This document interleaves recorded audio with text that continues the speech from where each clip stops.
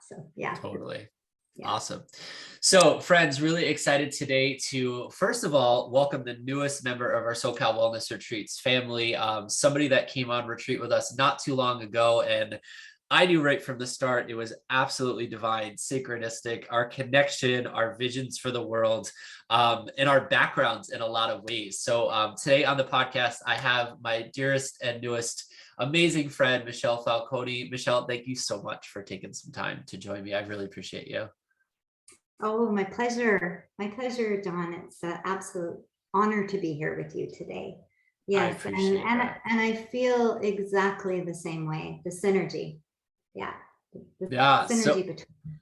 So we're gonna talk a lot about just how synergy works and getting into some, at least the little tidbits about kind of crafting and creating a life for yourself that's abundant and amazing. And I know that's really a space that you and I connect deeply in. But I want to go back to the origin story a little bit. So I know that you have this wonderfully diverse career, and we always are fascinated. I call the podcast Fire Your Job, Find Your Passion. And I know that you've had both. You've had jobs, you've had passions, and now you've gotten to meld them together. But can you give me a little bit of a look back and just to kind of how your career started and then how it sort of evolved and found you where you are now?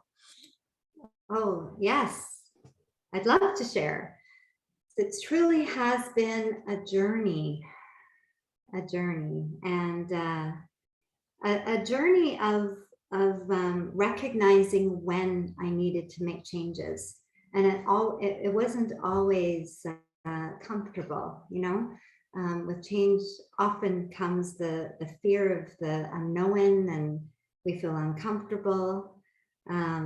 So I'll start back with my first career out of school was in education. And I absolutely loved it. I really felt like I had found my thing, my passion, just loved working in education, specifically in special ed. And I worked with children that had special needs. I worked in a learning assistance program in inner city schools. And, this just, like was my everything. I loved it. And if somebody was to tell me at that time that I was going to become an entrepreneur one day, I just would have thought they were absolutely crazy. It was not on my radar at all. It was never anything through my life that I imagined having a business one day, or, just never. In fact, I always remembered as a child that I wanted to work with children. So I really felt like I had found my thing. And then what changed all of that for me was having my first child. So when I had my first daughter, Kara, who is now 21 years old, oh my gosh, having that little baby just like put me in a totally different direction. And I'd have to say that what it was my love for her. Just having her just brought this whole new level of love as a mother. And I just had no idea what I was going to experience. So here I thought at the time I was really lucky, because the year that I had her, maternity leave had gone from 6 months to 1 year. So I had a whole year home with my baby, and that was just like, I'm so lucky. And I was a real advocate for those listening at home. Michelle does live in Canada, so yeah. If you're like, how did that happen? Oh yeah, I feel like in the US, it's like, take a couple of weeks, and then we'll get back to you. It's like, oh my gosh, I'm sorry. Yeah, the Americans have to get on this. That's a whole other podcast. But yeah, I just wanted to, for anybody who's like in shock and awe, and like other places in the world, you actually do get an appropriate amount of time to be with your child. Oh yeah. I think in the Netherlands, it's even a greater amount of time, and free childcare, and So anyhow, though, that was where we were at that time. And I, like I said, I felt like I was like super lucky, and a huge advocate for socializing your child young, and just thought, I'd stay home for a year and then find a really nice childcare center, and I would go back to work. But my um, as the time was coming that my maternity was running out, coming to an end, I just felt this like, no, no, it just doesn't feel right to go back to work. I really think that there's something different that I need to explore. And I was willing to become a one car family and, make these choices just so that I didn't have to, do that.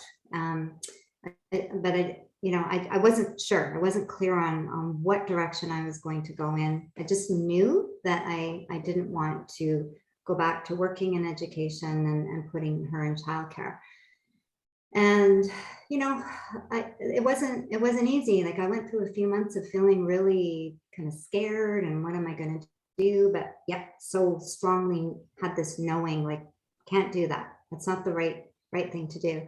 And then all of a sudden, this opportunity showed up, and this is the way it works, right? And the opportunity was to buy into this franchise that was brand new, and it was in the event industry, but it was focused on children's events. So I felt really comfortable around children and thought, I'm good with kids. I have this experience with children and I love people. I can make this happen. So I just took that leap and invested into this franchise, and was very fortunate to have huge success with it. And I did that for, 6-7 years. Yeah, I think it was about 7 years that I had Party Perfect.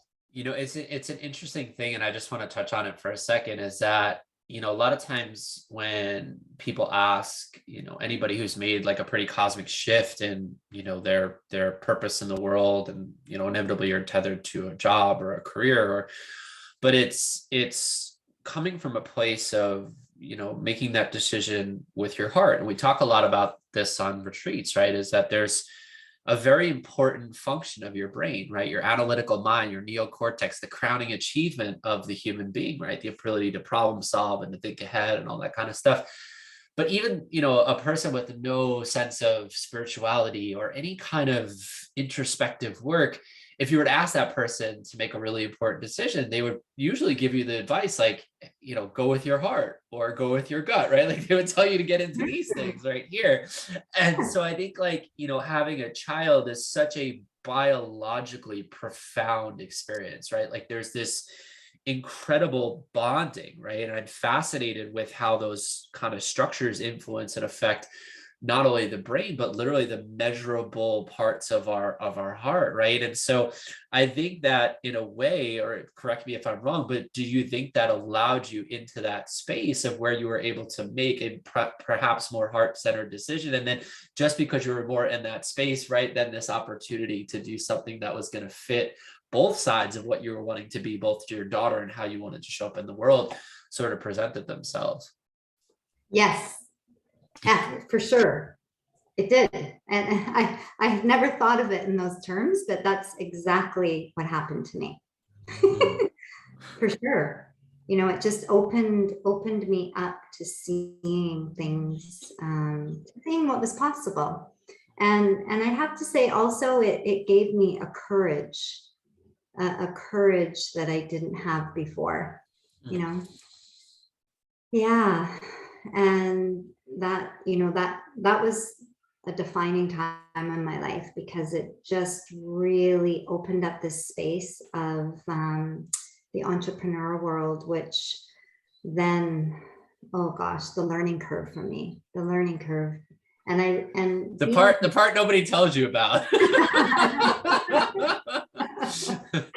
Yes, the learning curve, there's definitely days that you are just like on your knees thinking, what the heck have I done?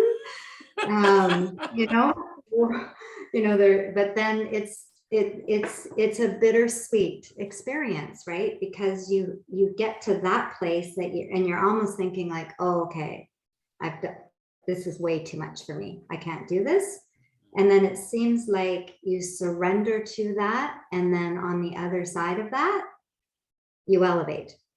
You know, I recognize these patterns when I had Party Perfect. That was the name of the event company. I would always be in this place of saying, oh my God, this is too much. What have I done? You know, I'm just not right for this, or I'm not good enough, or whatever. And then I get through it. And then on the other side, just something amazing would happen. You know, it was growth. It was the growth with the business. As an entrepreneur, you really do grow with your business, right? It's like it mirrors you. Yeah. Such an important point. I think about this so often, is like, what I love, I think, most about being an entrepreneur is just like what you just said.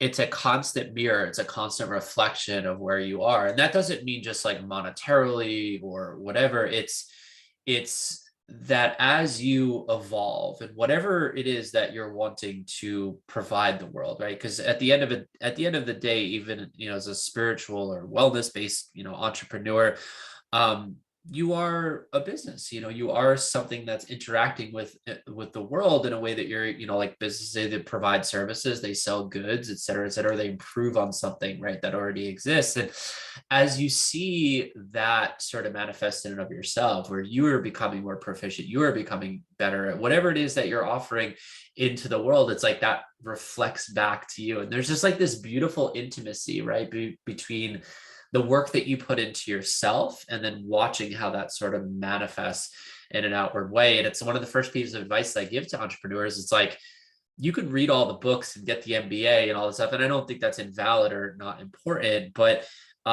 if you're really wanting to show up fully, right, like what are you doing to provide that for yourself, and as you sort of see that evolve, you will notice, and that correlation I love, because in a traditional business or corporate structure, like we can work really hard and we can matter, put a lot of energy, put a lot of time, but inevitably your fate is still in a lot of ways tethered to other, people with their own sovereignty and their own free will, and just the bottom line of the company or the product they're selling or whatever. Mm-hmm. And that gap is so much closer when you're running your own thing. It's like you just see the fruits of your labor, coming out, and then the mistakes are there and then the achievements are there. And it's just it's a quicker kind of validation of those. And that's what I love. There's nowhere to hide. God. There's nowhere to hide. Yeah. You can't blame it on Sue and accounting or your boss or any of that. So like, it's you are it. Yeah. I don't know. I love that. I think that autonomy and that responsibility, it's scary as crap sometimes, but it's so good and it can be so fun, Well, it pushes you, right? It does. And I remember those moments of, being close to failure, feeling like, oh my gosh, I'm going to fail, were the moments that I was able to just like open up and recognize, I just need to do something different. I just need to do something different. That's all. And it was often what it often was learning to integrate more structure, have systems in place, more organization, so that I could be more efficient, those types of things. And it's funny because when I first started with that business, I'm a very free spirit and I didn't like structure so much. I resisted it. But I have to say, towards the end of it, I had developed such a relationship with structure, because I saw that structure actually supported me to be more successful, right? I saw the value in it. So, yeah. It's a lesson I'm still grappling with as a free spirit myself, is like, yeah, the structure and even the ability to delegate, right? And to give things away to people. Like you and I were just talking before this about, having a whole team in place now. And that takes a certain level of you being organized and being an effective communicator, an effective leader. but you also have to kind of let go of the rope, a little bit too. So as you evolved that company, what was kind of the point where you felt like you had this crossroads into sort of your next endeavors or to your next business? What did that kind of feel like as now your first time in an entrepreneurship role, but maybe kind of unsure of, which direction, and how did you kind of navigate that? Well, what happened was my husband at the time had big changes in his career and decided to start his own business. So for 2 years, we had two businesses overlapping, and yeah, it was and two young children as well. Definitely a time in my life that I look back on and think, what the heck, you know? But anyhow, that's what we did. And when business number two got to a certain place, we just recognized that we could no longer continue with the two businesses. It was too much of a strain on our marriage and our family, and it just seemed like the right time to let go of Party Perfect and get more involved in it was a bar and grill called Falconetti's, which was the second business. And yeah, super fun place. And we had live music, which really was my thing. And I got involved in developing the music part of it and supporting the staff. And so I just, yeah, got more involved in that. And then that just took me on a whole other learning curve. Really got me into community. Yeah, it's a big community. The bar and grill was on a very cool street here in Vancouver called Commercial Drive. Very colorful, eclectic community that just, yeah, it just had such a vibe. And so that was, just got me into a very different space. Taught me about music, the music industry, which then actually led me into mentoring and down the path of wanting to become an integrative life coach. So that, again, it was all connected. And Yeah. a big part of my coaching practice of what I do today is supporting artists. So, following the yellow brick road. And for those keeping score at home, we've now gone from special education in inner cities to event-based planning for children, all the way into a bar grill in a downtown thriving music scene. So I mean, for those of you at home who are like, I don't know if I could shift directions or go in a different path or blah blah blah. I mean, I tell it all the time, like, I was a television producer. I watched football all day at work. I worked in news, and now, like, I teach yoga, and I bring people to like Costa Rica, and I go to all these, like, I mean, so yeah, I just like, I like for those keeping score at home to just point out, like, where you are is not necessarily where you're going to end up. And I think that can be obviously scary as hell for a lot of people. But the reason I love to tell these stories is because it really just it's a decision, right, that we have to make to, at one point it was the correlation, the connection to children, and then you got into events, but then seeing how that was putting a strain on your family, and now your husband's got this, and to be in support of him, and you were able to cosmically shift in a completely different direction. And look at all the doors that opened in the music entertainment. I want to touch on that in a little bit as well. But, I think it's a combination of having an intention, but then also being open to kind of those winds of fate or the yellow brick road sort of meandering in different directions and kind of striking that balance. So talk to me about, I mean, because it's a pretty far departure to go from, just being in the music scene to deciding that you want to take a headlong plunge into working with people. And I know how much energy it could be to work with people one-on-one. So what was kind of the impetus for you to go from one to the other? Well, I went through big changes in my own life. My marriage came to an end, and I had to make big decisions if I wanted to stay a part of Falconetti's or move on. And through that, I'm going to call it a soul searching time. It was really a time in my life that I was aware that I had choice, and I wanted to make sure that my next choice was aligned with me and what I really wanted to be doing in the world. And what I could see was that everything that I had done previously was always around empowering people, helping people discover their purpose and be the best that they could be, and just elevating things, just no matter what I was involved in, I was always bringing that, and that's what I was most passionate about. So I just saw it as an opportunity, an opportunity to really take this leap and create something where I could just really be all that I am and express it on a greater level. Yeah. Yeah. And you walked away, so people know, like, you walked away from a business that was doing fairly well, if I remember, right? Like you said, you guys Oh were, yeah, it was thriving yeah. business.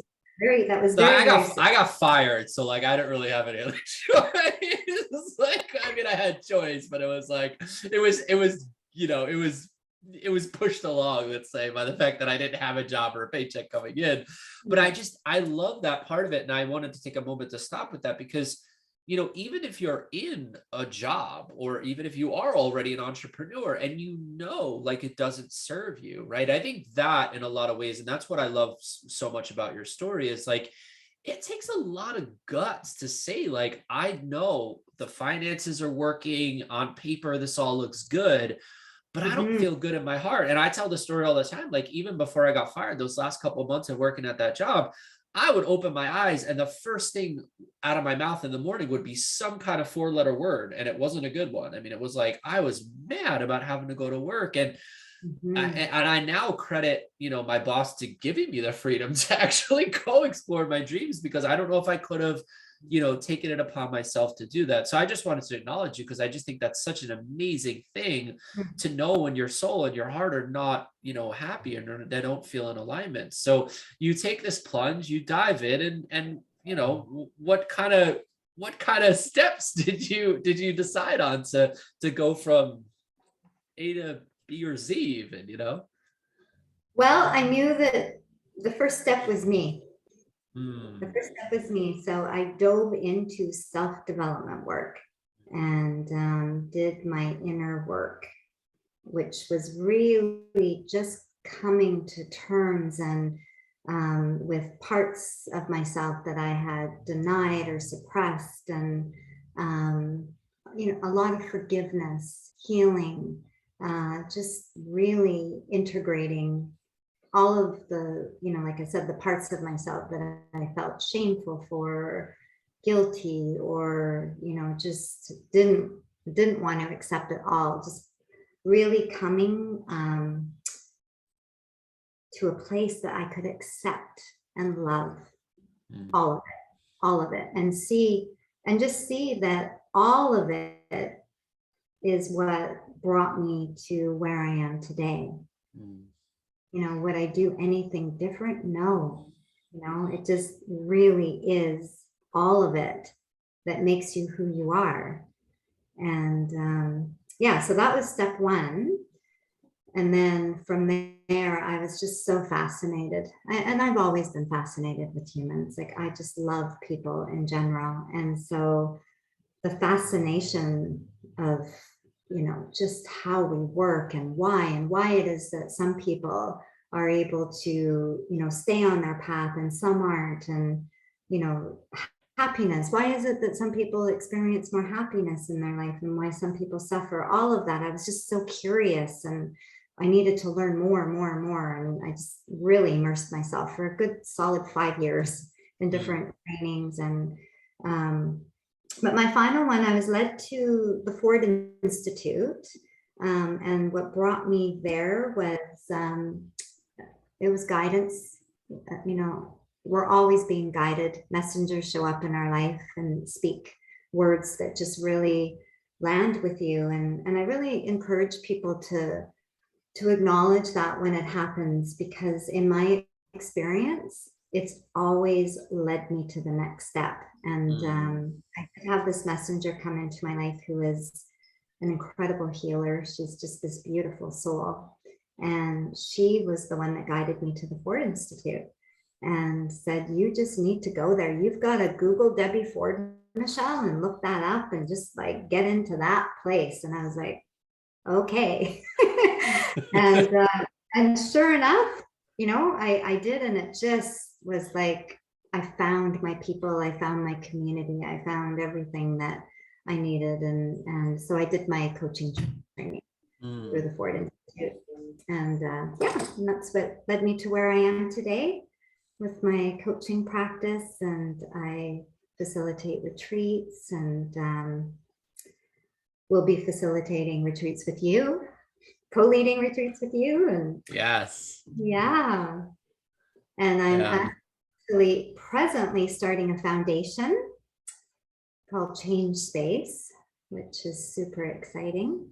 Yeah, I want to touch on Change Space and give you a full chunk just to be able to tell people what that's all about. But I want to back up for just 1 second, because if you're listening to this podcast and you're interested in becoming an entrepreneur, but especially if you're interested in becoming a heart-centered entrepreneur and somebody who is of service to the world, I'm so glad that you said, you know, you talked about that chapter of working on yourself first and really doing that deep dive into yourself, right? And I think kind of going back to what we said about the analytical mind, and it's so important and it's such a valuable piece of being a human. But, you know, for me, in doing the last 5-6 years of SoCal wellness retreats and really spending so much time looking outward to kind of seek those answers of how should I do it, what should I do, and all that kind of stuff. I mean, there is no mistakes, right? I always say that. I think, like you said it beautifully, like we are always like an amalgamation of all of our experiences, and they're all valid and they're all important. I mean, even sitting here doing interviews now, and I love podcasting, and I realize it's part of my journalism background. I'm just doing it on my own terms, and I'm doing it now with subject matter and people rather than athletes and politics and all that stuff. But it's like so important. And I used to be mad at it because I was like, oh, I wish I had just been a yoga teacher. I wish I knew about spirituality and all these things like so much earlier, but I needed it, you know, and I needed to kind of like learn my own way. And so, but, you know, I think that the external world and all of the validation, all the answers that we're sort of seeking to figure out what our heart-centered path could be or should be, unfortunately, in a lot of ways, it really comes from that inner journey. And whether it's, you know, your medium is journaling or therapy, or for me, it's meditation. I mean, that's when the answers really start to rise, is we kind of have to shut off, you know, all those external stimulations. And I love my life in the 3-dimensional exterior world. I love interacting with things and watching sunsets and eating delicious food and being in the company of beautiful people. And I think that's such an amazing part about getting to be a human. But I think, you know, those true, deep questions that we have of our purpose and, you know, how can we show up in the world and live in, like you said, more happiness and less suffering. It's, you know, if you keep looking out here and you keep trying to validate your existence, or you keep trying to search for that happiness in those external ways. I mean, you see highly, you know, evolved or highly involved people in the external world where they, you know, are high achievers, they make lots of money, they have accolades and all these things. And the more of those circles that I'm able to tap into, the more people I know that are connected to those circles, a lot of those people are just really unhappy. You know, it's because they don't have that, they haven't done that process of kind of going through the inner landscape, you know. And so I'm so glad you touched on that first, because if I was to give advice to somebody wanting to start, I would say sit with yourself first, right? And strip all the other layers. And I did that exercise when I started becoming a yoga teacher. I called it peeling back the onion. And I just sort of removed all of the things that sort of like were fun, but didn't really make me feel joy. And I really got down to just hockey and yoga. Like those were the only 2 places where I ever was, you know, doing something that I felt like I was really enjoying, and that I just kept kind of tugging at that thread, you know. And then it became retreats and traveling and all that stuff. And I will tell you, you know, you alluded to this as well, is like, then you start to see like that person who showed up and told you to go do the Debbie Ford Institute, right? But it was a post requisite, right, of doing all that work on yourself. So I'm really excited that you said that. And I think it's, why we have such a kindred connection is because that work has to be at the forefront and all the other pretty things can kind of come Yeah. after it. So tell me about this foundation. I know it's just, you just only told me the name today, but I know it's been kind of formulating in your brain for a while. And I know it's got some big pieces and some potentially big people involved in it. So tell a little bit about what it is that you're doing and how people can kind of find out more. Yeah. Okay. Well, this was inspired by, I'm going to have to say, all the incredible clients that I have had over the past 6-7 years. They inspired me through their commitment to self, and, just, what's the word I'm looking for? Almost like tenacity, to staying true to themselves and what it was that they were trying to create for themselves in their lives. And then seeing, that they get to the certain place, and then there's the struggle that comes, and it comes for artists, it comes for entrepreneurs, we're all artists in this innovative world trying to create something different, anything that's outside, the mainstream. And the struggle is all of a sudden you have to wear all these hats, and it's a lot of hats, right, John? I've been a accountant of my own business, a web builder, a advertiser. I've walked around and handed out pamphlets. I've, cooked, I've cleaned, and that's aside from yoga, breathwork, meditation, like the other things that gotta get lost. Social media manager, dog walker, so all the things. It just goes on and on and on and on. And so and then when I recognize, and also, I did experience this along my own journey as well, which definitely created this empathy for me of understanding. So I would see a lot of my clients get to a certain place and then be like, oh gosh, well, I know how to do that. I've been there, or I know this person, or whatever. So, I, for lack of a better way of describing it, kind of go above and beyond and make some things happen for them, just to help get them started. But I recently had this epiphany, and I have to say, coming to your wellness retreat and experiencing it from like a participant was a big part of it for me, because your guidance through meditation, getting me connected to that place of truth, which I do daily and have been doing daily for a very long time. But this is just another example of why it's so important to always get support and get help, because no matter where you are on your own journey, there's always another layer, there's always more, there's always bigger decisions. And your retreat and your specific meditation guidance really helped me get to this place of just knowing, because I was already thinking about it, and I've been, before I went to your retreat, I had already been thinking about it. It was definitely there, but I hadn't taken the leap. I hadn't, again, it's finding that courage to just do it, and I wasn't there. And when I came back from your retreat, it was actually very similar when I went to the Debbie Ford Institute, just getting that support and doing the things. But when I came back from San Diego back to Vancouver, I just went into action. And, yeah. So it's, and so now I'm going to be in a situation, I'm going to have a hub. I really see it as a hub that I'm going to be able to support creative people and artists that are doing incredible things, but really support them around their wellness. Mm. and just their mental and emotional well-being, because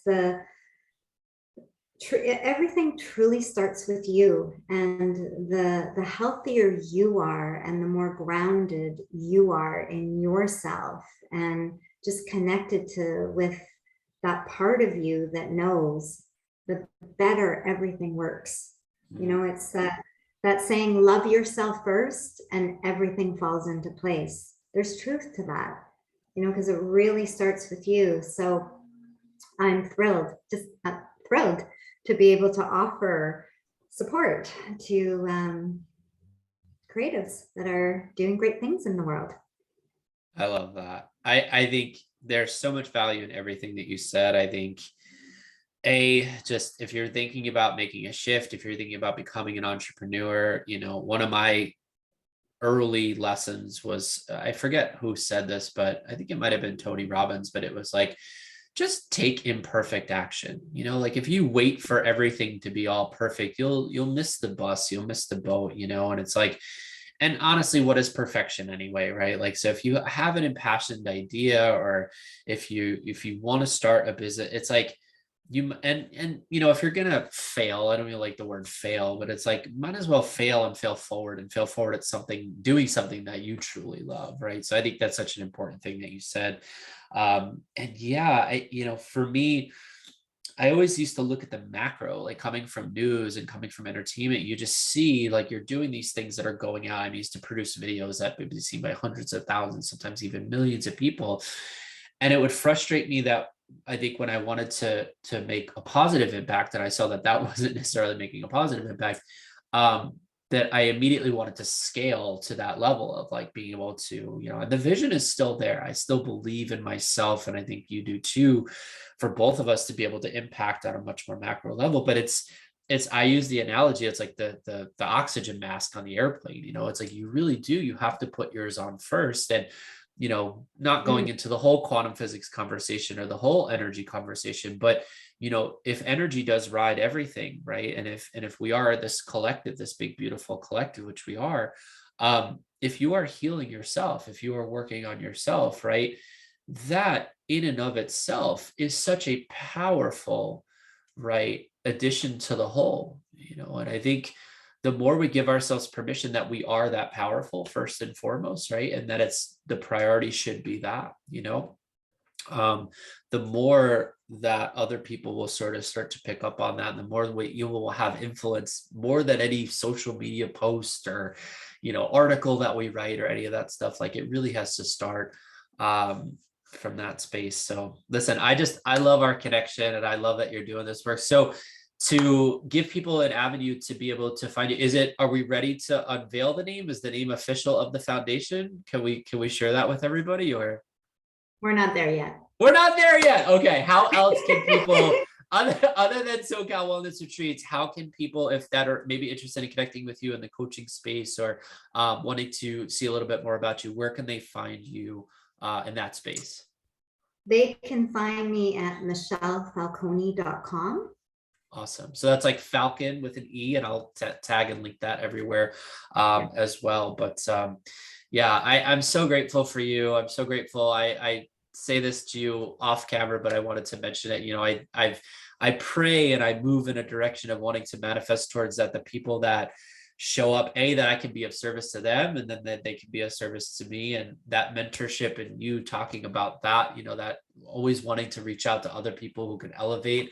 Your impact in the world is so huge, but also just being able to be friends first, with people that I work with, and genuinely loving to want to spend time with them. And we could go and talk we already did it, I think 45 minutes or an hour, just for full disclosure, before we got on this, for everybody listening at home. But yeah, there's so much amazing stuff on the horizon. So I encourage you to check out what Michelle does in the coaching space.